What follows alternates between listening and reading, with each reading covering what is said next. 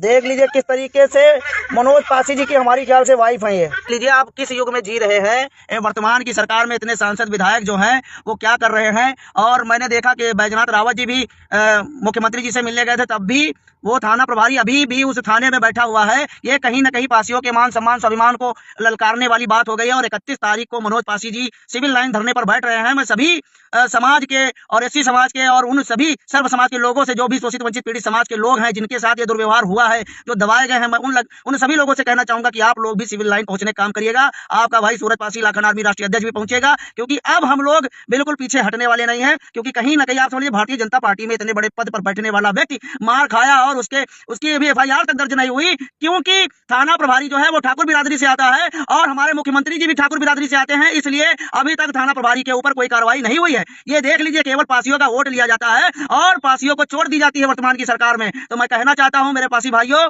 ये लोग जो है ना, हमको लोग को न्याय नहीं देंगे और हम लोग को न्याय लेना पड़ेगा। और ये चाहते हैं अगर पासी बागी बने तो पासी इनको बागी बन के दिखाएगा। मैं कहना चाहता हूं कि ये उपचुनाव जो है मिल्कीपुर का, आप लोग देख लीजिए प्रयागराज में क्या हुआ, देख लीजिए प्रतापगढ़ में क्या हुआ। अब पासी भाइयों आप चुनिएगा। और मैं आपको पॉइंट की बात बता दूं, अगर वहां पे भारतीय जनता पार्टी जीतेगी, मिल्कीपुर का उपचुनाव अगर भारतीय जनता पार्टी जीतेगी तो केवल क्रेडिट योगी जी को जाएगा।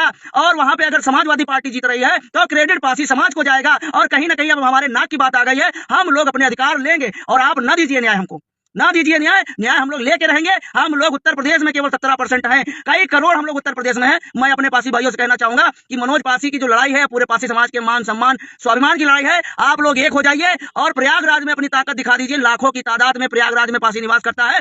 सारी विचारधाराओं को त्याग कर मनोज पासी के साथ हो लीजिए। उस धरने में क्या भाई, क्या बहन, क्या बुजुर्ग, क्या माताएं, क्या बहनें, सबको पहुंचना है, ज्यादा तादाद में पहुंचना है। और जैसे कि ऑडियो में मनोज पासी ने बताया है कि मैं आज से कल तक प्रेस कॉन्फ्रेंस कर दूंगा और सबको अवगत करा दूंगा, क्योंकि केशव प्रसाद मौर्य जी भी मिलने गए लेकिन अभी तक वो जो थाना प्रभारी है वो वहां पे बैठा है। और मैं कहना चाहता हूं कि ना उसकी आय की जांच होगी, ना उनके ऊपर मुकदमा लिखा जाएगा, क्योंकि थाना प्रभारी जी जो है वो ठाकुर बिरादरी से आते हैं और वर्तमान की सरकार में इनका दबदबा है भैया। इनके लोगों के नाम से थाने में मुकदमे नहीं लिखे जाते। हम भी कई मामले देख चुके हैं, जब इनके ऊपर कोई मामला होता है तो उस थाने का कोतवाल भी कहता है भैया समझौता कर लो, समझौता कर लो।